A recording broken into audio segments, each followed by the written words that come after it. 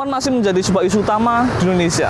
Bagaimana peran perempuan ini masih menjadi sebuah tanda tanya apakah akan berimbang dengan posisi laki-laki. Meskipun dalam beberapa undang-undang mengatur tentang bagaimana perempuan dalam politik, akan tetapi menurut data yang ada, peran perempuan dalam politik masih kurang dari 30%. Kita akan berbicara dengan salah satu anggota dewan di Kabupaten Kebumen dan kita akan menuju ruangannya, kita akan berbicara mengenai hal itu semua. Mari kita cek. Yuniarti Widayaningsih, wanita kelahiran Kebumen 25 Juni 1981 ini adalah perempuan pertama di Kebumen yang menjabat sebagai pimpinan DPRD Kebumen. Politisi kawakan yang memulai karir politiknya di Partai Golkar ini telah 3 kali menjabat sebagai anggota DPRD Kebumen. Wanita yang biasa disapa Mbak Sherly adalah istri seorang perwira menengah TNI Angkatan Udara berpangkat kolonel. Menurutnya, berpolitik merupakan hal yang mengasyikkan, karena dengan terjun ke politik, ia dapat memperjuangkan hak-hak masyarakat dan terutama kaum wanita. Baik pemirsa, seperti yang sudah tadi saya sampaikan di depan, bahwa kita akan berbicara mengenai bagaimana peran perempuan dan bagaimana juga peran perempuan dalam pemerintahan ataupun politik. Dan saat ini saya sudah bersama Bu Yuniarti Widayaningsih. Ya. Tapi sepertinya pemirsa untuk disebut Bu belum pantas itu, karena masih kelihatan muda pemirsa. Jadi Mbak dan beliau itu biasa dipanggil Mbak Sherly. Terima kasih waktunya Mbak atas kesempatan ini untuk kami. Jadi beliau ini di tengah kesibukannya sebagai Wakil Ketua DPRD Kabupaten Kebumen menyempatkan untuk merapat.id, dan ini sebuah kesempatan yang langka. Jadi kita akan berbicara mengenai peran perempuan, dan Mbak Sherly di sini Wakil Ketua DPRD Kabupaten Kebumen yang paling cantik. Betul nggih? Karena memang ternyata betul. Jadi begini Mbak Sherly, untuk saat ini isu mengenai perempuan itu masih menjadi sebuah pokok pembicaraan yang menarik, karena di masyarakat juga membutuhkan adanya peran perempuan itu lebih di pemerintahan maupun politik. Apalagi sekarang Mbak Sherly di sini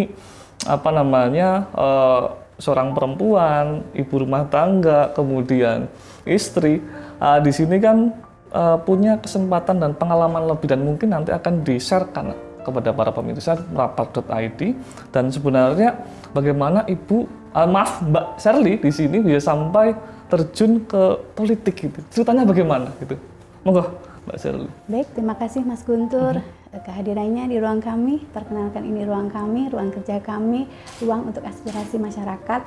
Boleh untuk siapa saja. Salah satunya kami welcome untuk Merapat.id, sudah memperkenalkan bahwa kantor lembaga dewan adalah lembaga aspirasi masyarakat. Pada prinsipnya berpolitik itu indah dan menyenangkan, manakala semua itu dilakukan dengan senang hati.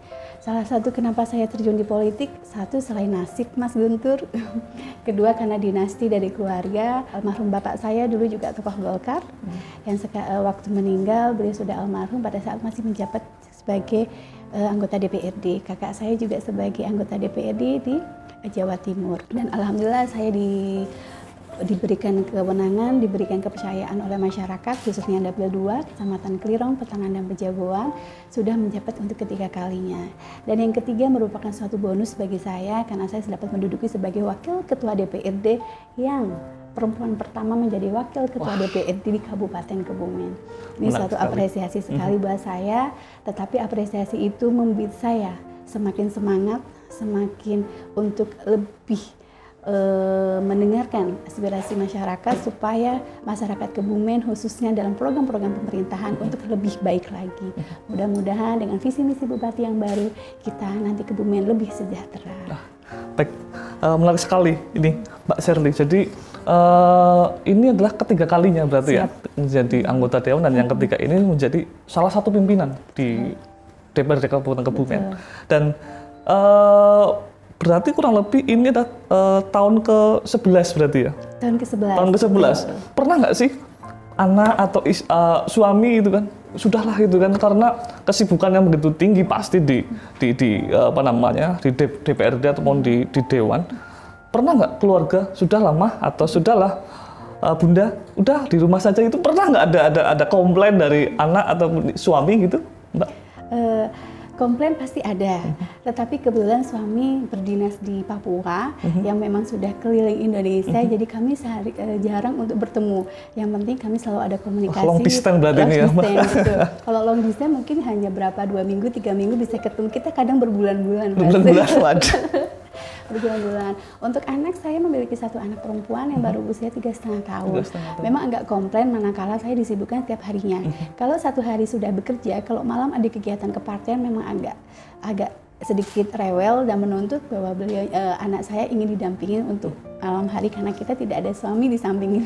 Jadi seperti itu. Pada prinsipnya suami dan anak mendukung dengan karir saya. Alhamdulillah karena dukungan beliau dan dukungan anak saya salah satu-satunya, alhamdulillah mudah-mudahan karir saya semakin meningkat. Begitu amin. Doa dari teman-teman merapat aja. Iya, jadi bisa dikatakan Mbak Sherly ini tokoh inspirasi, yang menginspiratif karena apa? Beliau sebagai ibu rumah tangga, sebagai seorang istri, kemudian ternyata long distance sampai itu saya dengan suami. Berarti angkatan udara berarti ya? Angkatan udara. Wah, ini keluarga yang ideal pemirsa gitu kan. Cuman di tengah kesibukan ini Mbak Sherly. Jadi kita kan akan berbicara mengenai bagaimana peran perempuan dan di sini Mbak Sherly juga bisa menjadi selain wakil rakyat dan juga di situ ada perempuan. Kalau Mbak Sherly sendiri memandang peran perempuan di politik gitu, apakah sudah ideal atau masih perlu ada peningkatan gitu? Kalau untuk peran perempuan di partai politik masih perlu peningkatan. Kalau dulu tuh ada cerita bahwa perempuan hanya sebagai konco winking. Tapi sekarang tidak, perempuan harus berperan dalam pemerintahan maupun kepartean atau perpolitikan. Karena apa? Supaya balance. Banyak sekali kepala-kepala daerah, pejabat-pejabat daerah diwakili oleh perempuan atau dikepalai oleh perempuan juga tidak mempengaruhi perkembangan atau perbaikan di kabupaten atau wilayah yang dipimpin. Artinya peran perempuan perlu ditingkatkan karena selama ini peran perempuan hanya dikesampingkan. Tapi mudah-mudahan ke depan dengan adanya kuota 30% yang ada di partai politik itu mudah-mudahan bisa tercapai. Dan dalam birokrasi kita juga melihat banyak sekali peran perempuan yang di dalamnya, cuman hanya untuk dalam rangka penempatan untuk pejabat memang kita masih diwarnai oleh kaum laki-laki. Harapan ke depan kaum perempuan dengan adanya nanti wakil bupati perempuan juga nanti di pemerintahan juga akan diwarnai oleh perempuan kembali. Sejauh mana Mbak Sherly kalau di politik ini kan sudah cukup kawakan atau lama terjun di dunia politik? Sejauh mana Mbak Sherly di sini memperjuangkan hak-hak perempuan mungkin lebih khususnya di Kabupaten Kebumen untuk turut dalam proses perpolitikan, karena bagaimanapun ada di masyarakat Mbak ya. Jadi masih awam tentang politik. Bagaimana sih seorang perempuan bisa terjun ke politik ini yang masih belum banyak masyarakat itu paham, terutama kaum perempuan. Nah, ini sejauh mana Mbak Sherly bisa memperjuangkan mereka? Gitu. Dalam memperjuangkan mereka, kita sering mengajak dalam kegiatan-kegiatan keperempuanan dalam rangka mensosialisasi bahwa hak perempuan itu lebih tinggi daripada hak kaum laki-laki. Salah satunya mereka kita gandeng dengan beberapa kegiatan program, beberapa acara-acara yang kita juga mensosialisasikan bahwa perempuan itu lebih tangguh daripada laki-laki. Salah satunya di pemerintahan kita anggarkan 45% untuk program-program pemerintahan yang ada di Dispermandes P3A, ada di Disnaker UMKM dan dari beberapa OPD yang lain. Begitu juga yang ada di Sekretariat Dewan. Di sini kami juga ingin mengalokasikan anggaran kegiatan semacam audensi, semacam public hearing atau semacam temu kanan bersama teman-teman kaum perempuan yang ada tokoh-tokoh khususnya di Kabupaten Kebumen. Khususnya kami juga mendirikan salah satu persatuan istri anggota DPRD yang mana situ dilakukan untuk kegiatan-kegiatan sosial untuk terjun, untuk menarik, untuk mengajak para perempuan untuk lebih berkarya lagi, untuk mengenalkan bahwa kadang perempuan itu kalau biasa di rumah terkadang mereka malu. Nah, bagaimana kita sebagai partai politik, perempuan politik mengajak mereka bahwa kita itu tidak seperti mereka-mereka yang mungkin kurang percaya diri seperti itu. Jadi kita kuatkan mereka bahwa kita itu bersejajar bersama-sama seperti itu. Oke, berarti memang sudah ada hal-hal yang dilakukan bagaimana masyarakat di Kebumen itu, terutama perempuan, paham dengan bagaimana harus terjun ke politik. Karena bagaimanapun Mbak ya, memang ketika ingin merubah sebuah wilayah lebih maju, kemudian ya dengan politik ini gitu kan, kalau tidak ada peran dalam politik tentu ya kemajuan di daerah juga akan sulit untuk berkembang. Gini Mbak Sherly, sebagai seorang wakil rakyat Mbak Sherly, kemudian juga wakil perempuan, dan tentu ingin hak-hak perempuan itu terjaga. Cuman memang di masyarakat saat ini kekerasan terhadap perempuan itu masih saja terjadi, baik kekerasan seksual maupun kekerasan fisik. Mbak Sherly sebagai seorang anggota dewan, wakil rakyat dan juga wakil dari perempuan, sudah sejauh mana melakukan atau mengupayakan kekerasan ini bisa diminimalisir, terutama mungkin di Kebumen? Oke. Dengan meminimalisir, kalau dikatakan kekerasan perempuan seperti fenomena gunung es. Jadi data yang disampaikan oleh beberapa OPD yang ada program untuk pengurangan kekerasan itu tidak sesuai dengan ada yang realita di lapangan. Jadi sepertinya aib itu seperti ditutup-tutupi, Mas. Jadi ini sangat kita harus konsen sekali dalam rangka untuk program itu supaya apa yang disampaikan oleh OPD terkait data dan realita di lapangan itu sama. Karena selama kami tahu itu masih ditutup-tutupin, mungkin karena aib keluarga, mungkin mereka jadi agak malu. Jadi kita mensupport supaya ada sosialisasi program-program di beberapa OPD bagaimana cara mengurangi kekerasan perempuan supaya bagaimana keluarga itu hidup lebih harmonis seperti saya, Mas.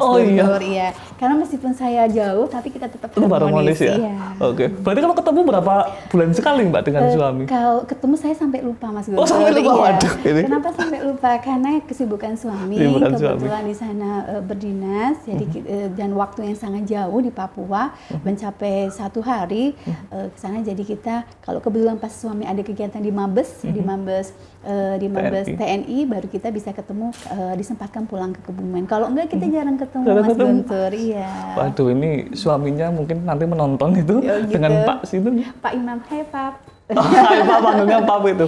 Pap dan Bunda mungkin atau? Iya, Pap dan Mama aja. Mama. Iya, ini menarik karena sedikit keluar dari konteks pembicaraan, tapi juga ini masih berbicara mengenai perempuan di Hari Perempuan. Tentu saya penasaran pribadi dan juga mungkin nanti penonton pemirsa penasaran bagaimana Mbak Sherly bisa bertemu dengan suami tercinta gitu, Mbak. Gitu, iya. Mungkin bisa ceritakan bagaimana pertemuan pertama, kemudian jatuh cinta atau first itu cinta pandangan pertama mungkin itu atau gimana Mbak, mau ceritakan ini? Oke, itu tanpa sengaja waktu saya ketemu suami saya. Suami saya waktu kita nikah sudah menjabat sebagai kolonel dan sekarang sebagai letkol dan sekarang sudah menjadi kolonel. Waktu itu saya juga agak dengar kalau sudah kolonel berarti sudah usia gitu ya. Tetapi nggak apa-apa. Waktu itu pas kebetulan kita ketemu di tempat saudara saya, di tempat sama kakak ipar saya, di situ tanpa kebetulan sekali.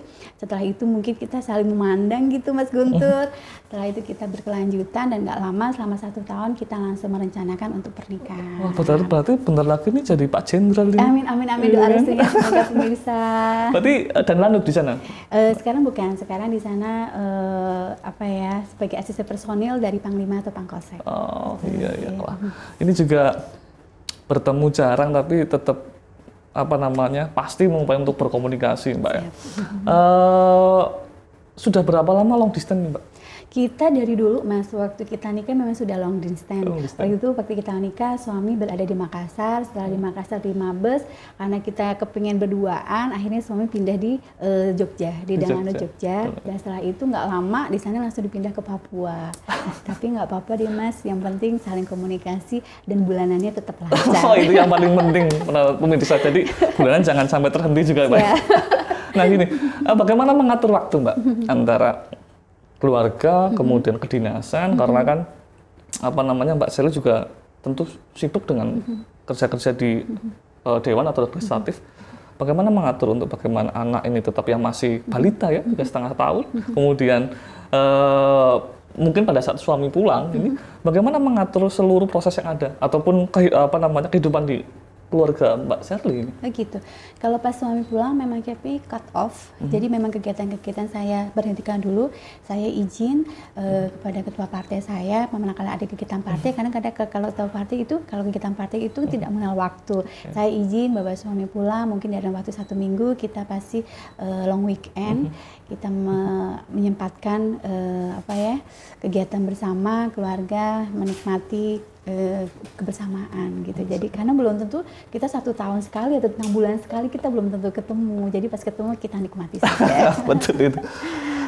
Ya karena bagaimanapun keluarga juga menjadi utama, Mbak ya. Bagaimana harus diutamakan meskipun fungsi ataupun tugas menjadi anggota dewan, menjadi wakil juga harus dikerjakan. Nah, kembali lagi Mbak ke topik perempuan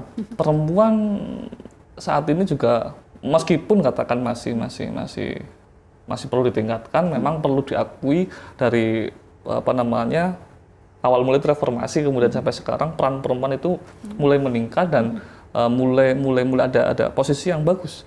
Cuman memang perlu ada hal-hal yang diupayakan bagaimana perempuan ini paling tidak sejajar dengan laki-laki. Kalau Mbak Sherly sendiri itu hak-hak perempuan dari sisi mana yang perlu ditingkatkan? Apakah mungkin dari sisi pekerjaannya, fungsinya, ataupun pendapatan itu juga harus sama? Gimana menurut Mbak Sherly? Kalau untuk supaya balance, kita lihat fungsinya. Manakala fungsinya sudah sesuai dengan taraf laki-laki, nanti dengan sendirinya dari sisi pendapatan akan mengikuti.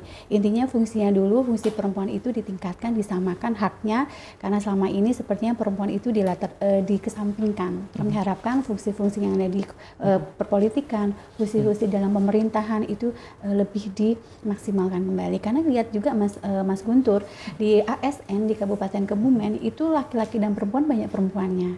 Kalau laki-laki hanya mencapai 8.000 sekian, kalau perempuan 10.000 sekian. Tetapi yang menjabat untuk eselon di pemerintahan itu masih diwarnai oleh laki-laki. Kami harapkan nanti ke depan peran-peran perempuan serkan di Kebumen semakin kelihatan fungsi kinerjanya dan etos kerjanya. Gitu. Baik, terima kasih ini Mbak Sherly atas paparannya dan memang di sini perlu ada kerjasama ataupun kedekatan antar perempuan, Mbak ya. Jadi ada pimpinan sudah ada, kemudian nanti untuk di eksekutif juga mungkin perlu ditingkatkan di pimpinannya dan memang peran perempuan kami harap pun dan masyarakat pada umumnya juga mengharap peran perempuan itu masih perlu bukan masih perlu tapi terus meningkat dan bukan melebihi memang ya, tapi sejajar dengan laki-laki. Dan terakhir nih Mbak, harapan Mbak Sherly untuk pemerintah yang kemarin baru terpilih, yaitu Pak Arief Sugianto dan Mbak Rista, itu nanti menjabat, harapan mungkin yang ingin disampaikan kepada beliau-beliau di eksekutif, bagaimana hak atau peran perempuan itu bisa dioptimalkan itu. Hak apa saja yang mungkin bisa beliau nanti bawa dalam tugas-tugas beliau-beliau. Hak-hak nantinya Pak Arief dan Bu Rista, sebelumnya kami mengucapkan kepada Pak Arief dan Mbak Rista atas terpilih menjadi kepala daerah, mudah-mudahan amanah dan mudah-mudahan kemenangan ini adalah amanah dari masyarakat dan mudah-mudahan tidak mengecewakan masyarakat umumnya, khususnya rakyat Kabupaten Kebumen. Semoga ke depan Kebumen dengan terpilihnya Mbak Arief dan Mbak Rista, Kebumen lebih sejahtera, lebih baik dan terangkat dari angka kemiskinan yang selama ini angka kemiskinan Kabupaten Kebumen adalah nomor 1 se-Jawa Tengah. Harapannya nanti ke depan lebih baik lagi, dan karena kemiskinan, sebetulnya kemiskinan itu hanya dilihat kamu Selasa aja Mas, tapi dilihat masyarakat secara kabupaten sepertinya kita bukan tergolong orang miskin. Itu yang pertama. Yang kedua, bagaimana nanti dengan adanya Pak Arief dan Mbak Rista dengan program-program perempuan, khususnya kami akan mensupport itu kami akan mengkomunikasikan bersama teman-teman yang dari eksekutif bahwa peran perempuan harus ditingkatkan kembali, baik dari sisi sosialisasi, sisi dari program, sisi dari bantuan, sisi dari komunikasi, maupun dari beberapa komunitas kita tingkatkan, kita lebih dekatkan kembali, karena di sini ada pejabat eksekutif dan pejabat legislatif menjadi pihak perempuan. Kami harapkan karena mayoritas perempuan Kebumen lebih banyak, jadi lebih baik kita mendukung peran-peran perempuan ke tingkat yang lebih baik lagi.